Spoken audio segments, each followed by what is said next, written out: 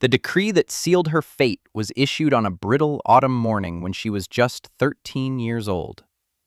Ilara stood before the Council of Providence, a small, shivering figure dwarfed by the stern, bearded men who judged her. The charge was theft. A leather pouch containing cinchona bark, precious and vital for treating the winter fevers, had vanished from the stores of Elder Thaddeus. The pouch was later found tucked beneath the loose floorboard of the small cabin Ilara shared with her ailing grandmother. It mattered little that her grandmother was the one who suffered most from the fever, or that Ilara had sworn on her parents' graves she had not taken it. Thaddeus's son, a boy known for his sly hands, had watched the proceedings with a smirk she would never forget. She was an orphan, and her grandmother was her only shield. But her grandmother's wisdom, a tapestry of herbal lore and strange earthbound knowledge passed down through generations, was viewed with suspicion by the town's devout and practical men. They called it hedge magic, old wives' tales, the ramblings of a woman whose mind was succumbing to age and the mountain's lonely influence. When her grandmother died 2 weeks later, her last breath a rattling sigh in the cold air, Ilara's fate was doubly sealed. She was not only a thief, but an outcast, tainted by association with forgotten ways. The council, led by the implacable Elder Thaddeus, did not have the heart for an execution. Instead, they chose a slower, colder sentence: banishment. They exiled her, not from the valley itself, but from the community within it. She was given a plot of land at the farthest edge of the settlement, a stony, wind-scoured patch of earth where the mountain's shadow lingered longest. It was a place deemed unfit for cultivation, a barren acre of shale and stubborn pine that clung to the base of the great stone peak they called the Titan's Anvil. Here, she was to live out her days, a visible reminder of the price of dishonesty and the folly of straying from the town's established path. For 3 years, she survived. She used the skills her grandmother had taught her, foraging for edible roots, trapping small game, and cultivating a tiny, protected garden in a sliver of soil she had created herself from composted leaves and river silt. At 16, she married a young miner named Liam, a kind soul who saw past the brand of thief and loved the quiet strength within her. For a year, she knew a fragile warmth. Then, the mountain that defined their lives took his. A shaft collapsed, and Ilara was a widow at 17. Now, 2 years later, on October 12, 1876, Ilara stood on the ridge overlooking Providence and felt a familiar dread coil in her stomach. It was a dread colder than the wind that whipped her hair across her face.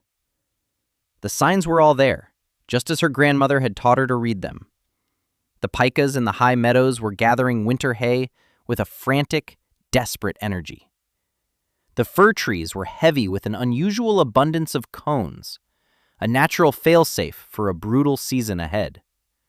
The migratory birds had left a full month earlier than usual, their calls echoing a stark warning as they fled south. The very quality of the light seemed thin and brittle, promising a winter of unparalleled ferocity. She knew, with a certainty that settled in her bones, that this would not be an ordinary winter of hardship. This would be a season of annihilation. Driven by a duty she felt not to the men who had condemned her, but to the women and children who would suffer for their pride, Ilara descended into the town. She requested an audience with the same council that had cast her out. She was made to wait for an hour in the cold entryway of the Great Hall, a deliberate humiliation. When finally she was permitted to enter, the sight was the same as it had been 6 years prior. Elder Thaddeus sat at the head of the heavy oak table, his face a mask of stern authority, his beard now more gray than brown. The other elders, men like Silas the blacksmith and Jonas the mill owner, flanked him. They were men of wood and iron, men who believed in the tangible, the proven, the traditional.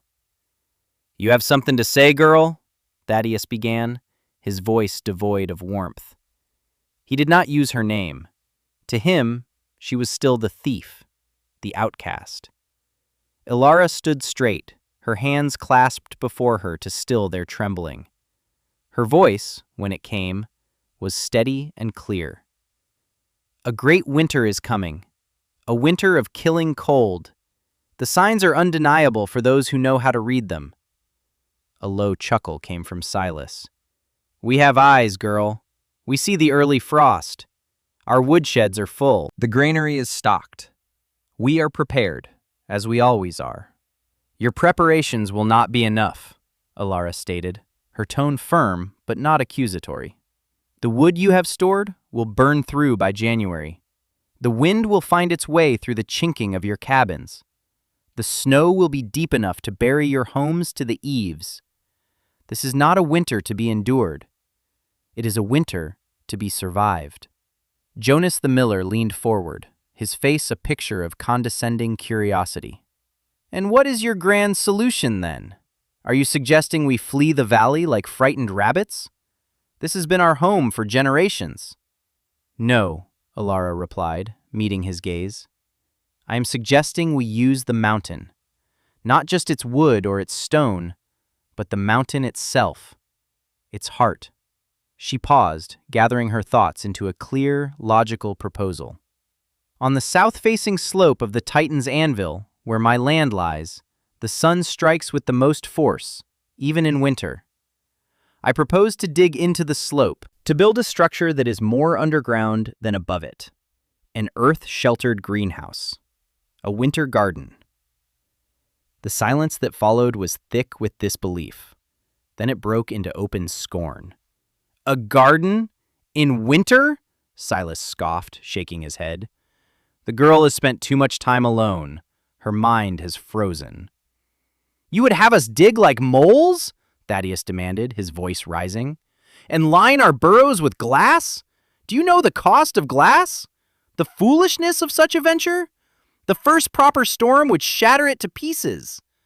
The mountain gives us stone for our foundations and iron for our tools, not lettuce in a blizzard." "The principles are sound," Ilara insisted, her frustration mounting. "My grandmother's people built such shelters. They understood thermodynamics. The earth itself is a reservoir of heat, a thermal mass. At a depth of 10 feet, the ground temperature remains constant, around 50 degrees, regardless of the air temperature above. By digging into the mountain and glazing the southern face, we can capture the sun's warmth during the day and store it in the earth and stone walls. The structure would maintain a temperature well above freezing, even on the coldest night. We could grow food. More importantly, it would be a shelter, impervious to the wind and the snow's weight." Her words, filled with concepts like thermal mass and thermodynamics, were met with blank stares and deepening suspicion. This was the language of her grandmother, the strange science that had always set them apart. It sounded like nonsense, like the hedge magic they had long feared.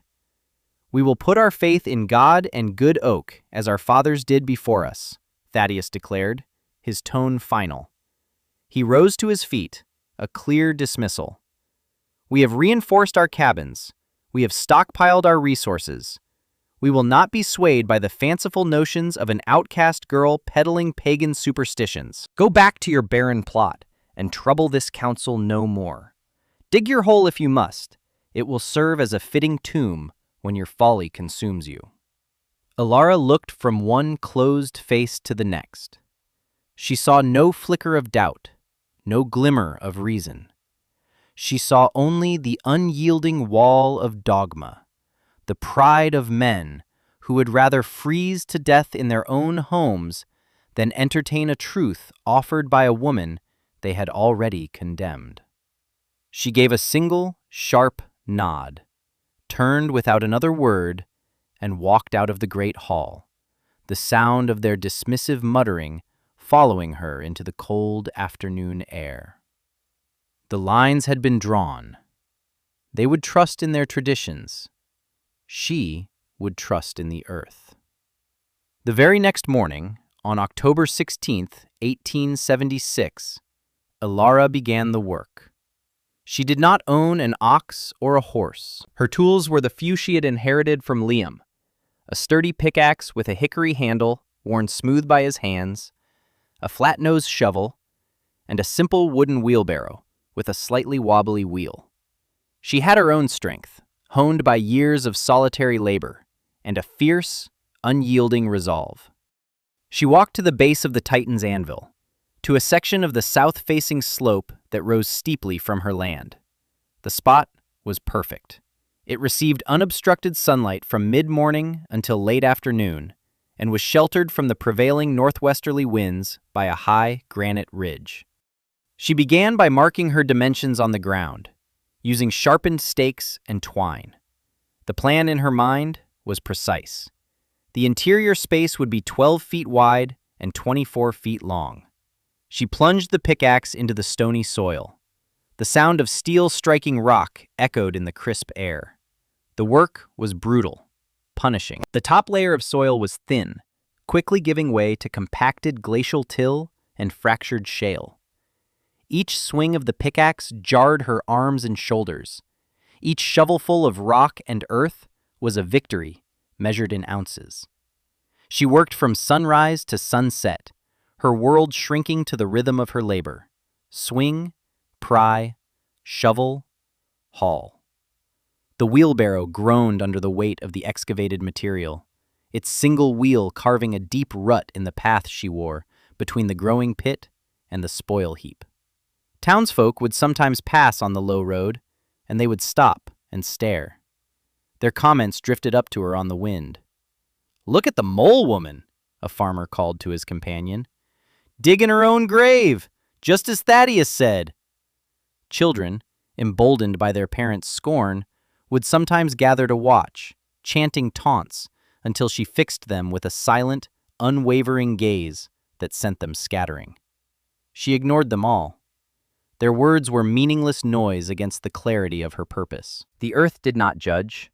It only yielded, inch by painstaking inch. After 2 weeks of relentless excavation, the shape of her vision began to emerge. She had dug a deep, rectangular pit into the mountainside. Following the principles her grandmother had taught her, the excavation was sloped. The rear wall, which was the mountain itself, was dug to a depth of 16 feet. The floor then angled gently upwards so that the front of the pit, which would be the glazed wall, was only 8 feet deep. This design was crucial.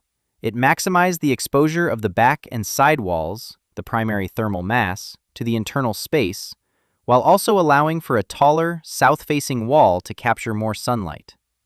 The sheer volume of earth and rock she had moved was staggering, a testament to her singular focus. The spoil heap was now a small hill unto itself. With the excavation complete, she began the second phase, building the walls. She did not need to construct a rear wall. The solid granite of the mountain served that purpose, an immense, unmovable storehouse for thermal energy. For the 2 side walls, she used the flat, sturdy stones she had painstakingly sorted from the excavated rock. This was not simple stacking. It was a form of artistry her grandmother had called dry stone reverence. She selected each stone for its shape and weight, fitting them together in an interlocking pattern that required no mortar for its primary strength. She understood that a tight fit with minimal air gaps was essential to prevent heat loss. For the exterior-facing portions of the walls, and for sealing any significant gaps, she prepared a traditional mortar. She hauled buckets of clay from a deposit near the river, mixing it with water, chopped straw from her small garden plot, and a measure of ash from her hearth. The resulting cob was incredibly durable and insulating. Day after day, she built the walls higher, her hands raw and caked with mud, her back aching, but her spirit buoyed by the sight of the structure taking solid form. The most critical and expensive part of the project was the south-facing glazed wall. This was the structure's mouth, the portal through which it would drink the winter sun. Glass was a luxury in Providence. Alara had a small collection of panes she had salvaged years ago from an abandoned assay office deep in the hills, carrying them back one by one on a makeshift frame. But it was not nearly enough. She took the entirety of her savings, the $47 in silver coins Liam had left her, money she had guarded for a true emergency, and waited for the bi-monthly visit of a traveling trader. When he arrived, she bartered hard, using every bit of her knowledge to acquire used but serviceable panes of glass.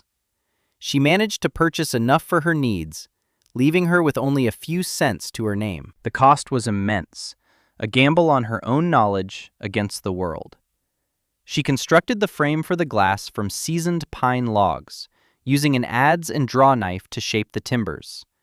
The angle of the wall was the most important calculation. Her grandmother had taught her how to find the sun's lowest arc in the sky during the winter solstice. For their latitude, the optimal angle for capturing that low-hanging sun was precisely 62 degrees from the horizontal. A more vertical wall would reflect too much of the precious light, while a shallower angle would be buried by the first heavy snow. She built the frame at this exact inclination, securing the heavy timbers into the earth and the stone sidewalls. Installing the glass was a nerve-wracking process. Each pane was a treasure. She set them into the frame, overlapping them like shingles to shed water, and sealed the edges meticulously with a mixture of pine resin she had collected and boiled down, and strips of wool from an old blanket. When she was finished, she stood back and looked at her creation. The angled wall of glass gleamed in the autumn sun, a stark, geometric promise set against the wildness of the mountain. It was the last week of November. The first snows were already dusting the high peaks. The interior demanded as much attention as the exterior.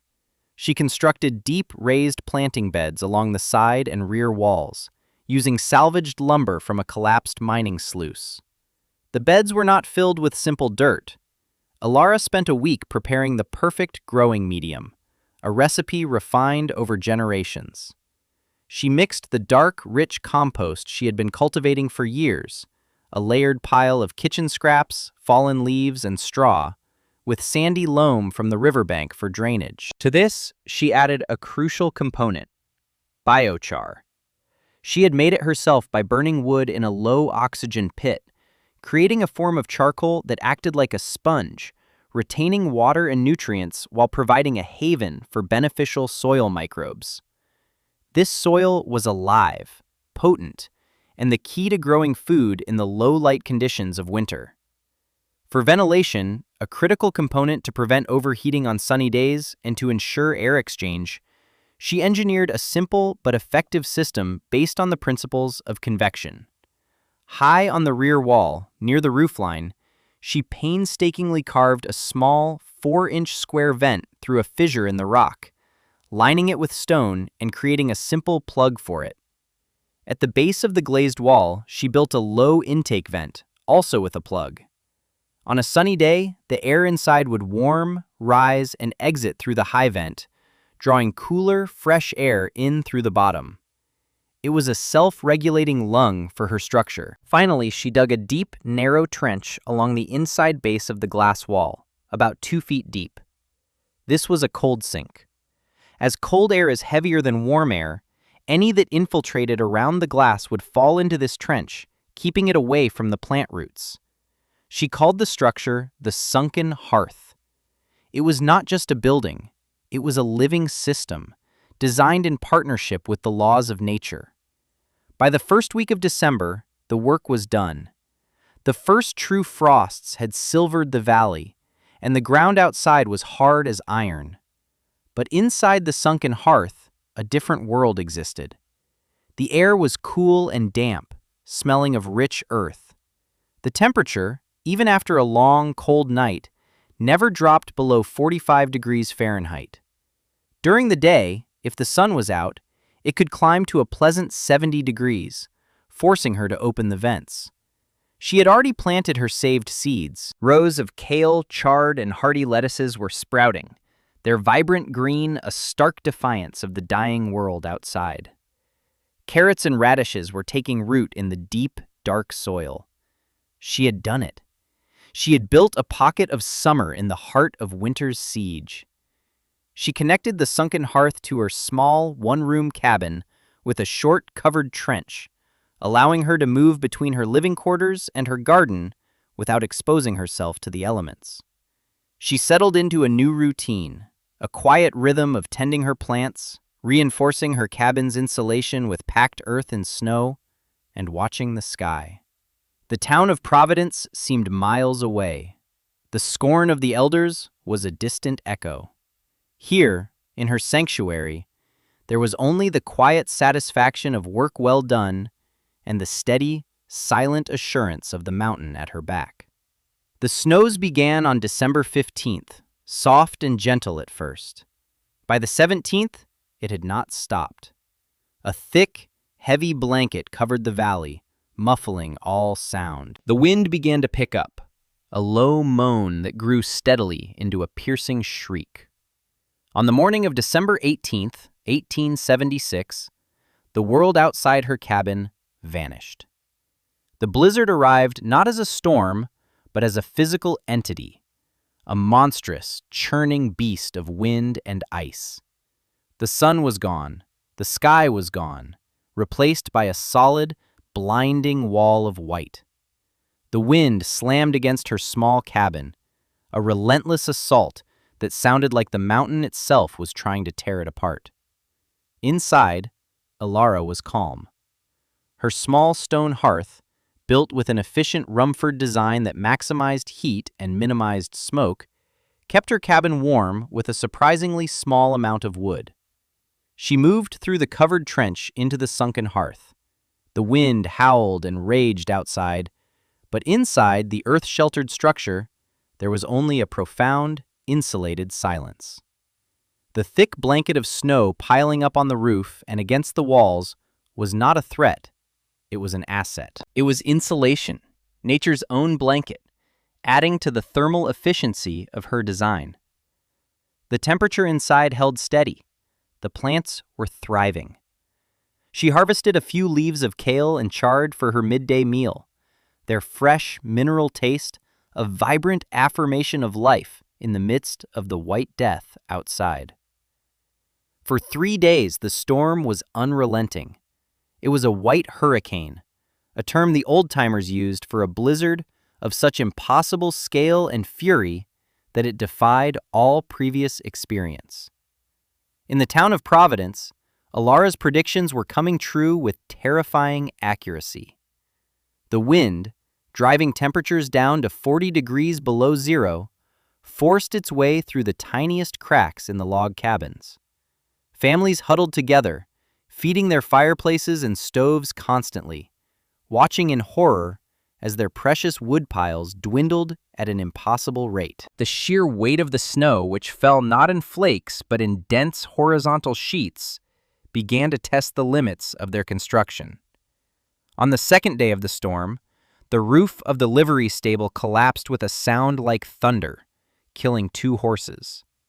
Panic began to set in. The epicenter of the town's crisis was the Great Hall, where many of the more vulnerable families had gathered for collective safety. Elder Thaddeus directed the town's response, but his authority, built on the bedrock of tradition, was crumbling against the unprecedented fury of the storm. His orders to conserve wood were met with the desperate reality of freezing children. His assurances that the storm would break were swallowed by the ceaseless, demonic roar of the wind. On the third night, a deep, groaning crack echoed through the hall. A massive timber beam in the center of the roof, burdened by tons of wet, heavy snow, had split. People screamed as the roof began to sag ominously. A section near the north wall gave way completely, and a cascade of snow and splintered wood crashed into the hall, burying a corner of the room and exposing the huddled families to the blizzard's full, murderous blast. It was in this moment of absolute desperation that a young man named Peter, whose father was a carpenter and who had always shown Ilara a quiet kindness, remembered her. He had watched her work on her strange structure, not with scorn, but with a craftsman's curiosity. He pushed his way through the panicked crowd to where Elder Thaddeus stood, his face ashen in the flickering lantern light. "The outcast!" Peter shouted over the wind.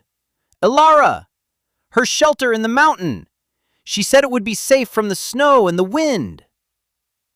Thaddeus stared at him, his pride wrestling with the stark terror of their situation. The faces around him, gaunt and frightened, turned to him. They were looking for an answer, any answer. The memory of his own confident, dismissive words echoed in his mind, a bitter mockery. "Dig your hole if you must. It will serve as a fitting tomb." But his own grand hall was becoming a tomb around them. To cling to his pride now would be to condemn them all. "Go," Thaddeus croaked, his voice hoarse. "Take a group. See if she yet lives. See if there is shelter there." Peter gathered 4 other able-bodied men. The journey of less than half a mile to Elara's plot was a life-threatening ordeal. They tied themselves together with rope, fighting for every step against a wind that stole their breath and a depth of snow that reached their chests. They were guided only by memory and instinct. Twice they nearly gave up, the cold searing their lungs. But the thought of their families freezing in the great hall drove them on. When they finally stumbled onto her land, they could see nothing. The landscape was an undifferentiated sea of white. Her cabin was completely buried. For a heart-stopping moment, they believed she was gone, entombed, as Thaddeus had predicted. Then, one of the men pointed. A thin, almost invisible wisp of smoke was being whipped away from the top of a small, stone chimney stack, its clever design keeping it clear of the drifting snow. She was alive. They dug frantically at the snow blocking her door. Peter hammered on the wood with his frozen fist.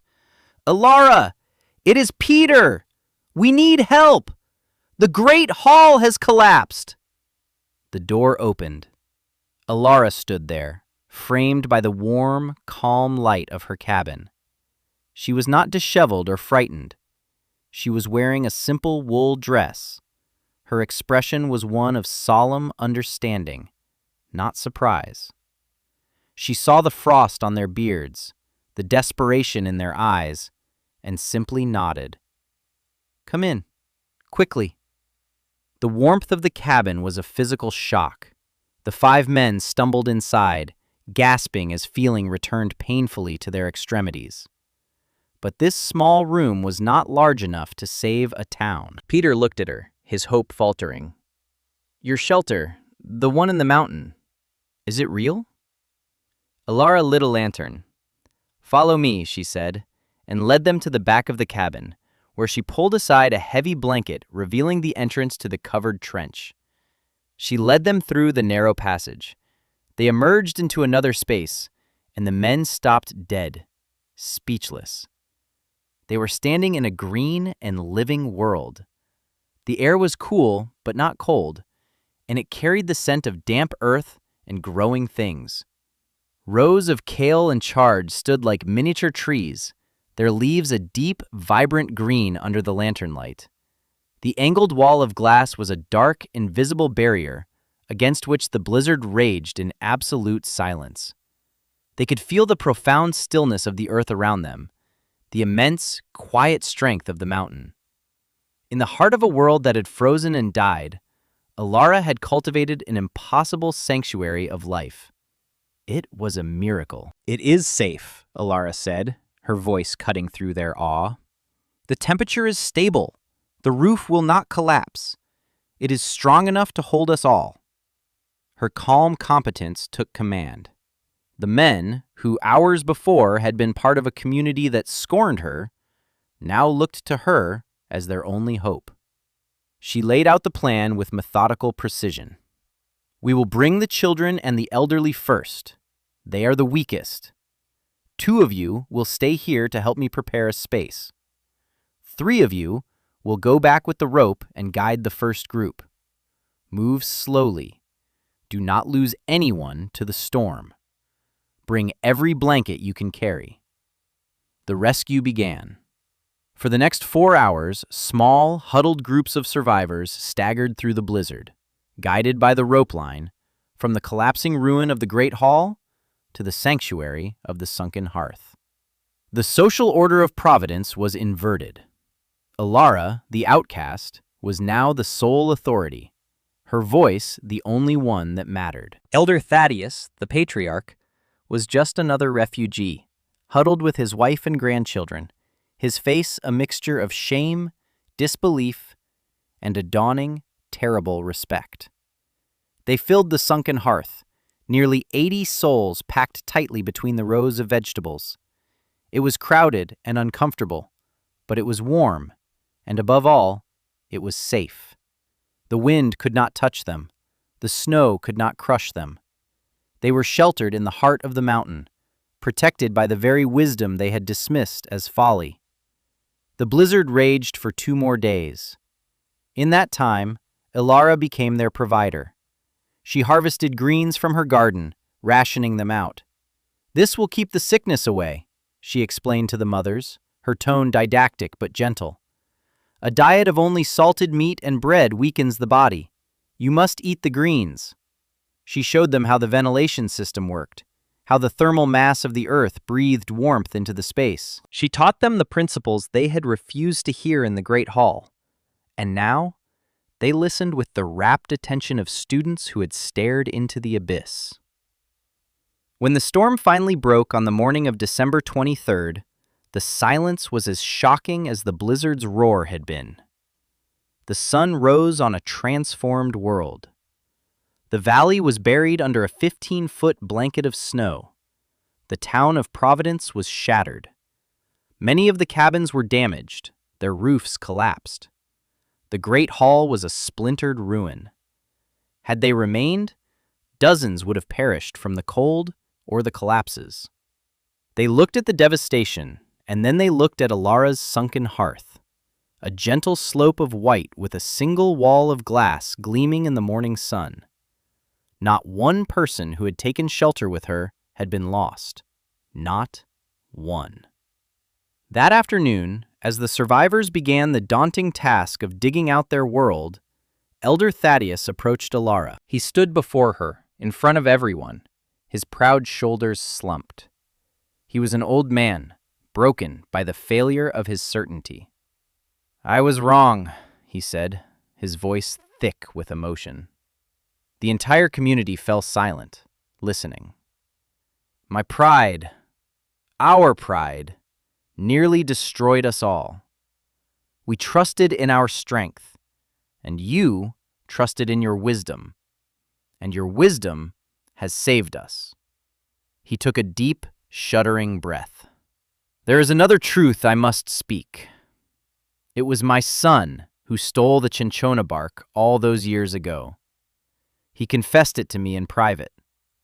I hid his crime to protect my family name and sacrificed you instead. I have carried that sin for 6 years." He looked at her, his eyes pleading for a forgiveness he did not deserve. "Can you forgive an old fool, Ilara? Can this town, which owes you its very life, be your home again?" Ilara looked at the faces of the people around her, the people who had mocked her, scorned her, and left her to fend for herself. She saw not malice, but the humbling terror of survival. She saw gratitude. She saw a community stripped of its arrogance, ready to learn. Her victory was absolute, but she felt no triumph, only a deep, somber sense of vindication. "There is nothing to forgive," she said simply. "The mountain teaches us that survival is not about blame. It is about knowledge. We will rebuild. Together." In the years that followed, the sunken hearth became the model for a new way of life in Providence. Under Ilara's guidance, they built 3 more such structures, creating a network of winter gardens that ensured the town would never again be vulnerable to the whims of the sky. They learned to read the signs of the earth, to respect the old ways, and to listen to a wisdom that was quiet, patient, and deeply rooted in the natural world. Ilara was no longer the outcast. She was Ilara the Wise, the sage of the sunken hearth. Her story became a legend, a cautionary tale about the dangers of pride, and a reverent lesson on the profound and simple truth that the greatest strength is not found in defying nature, but in understanding it.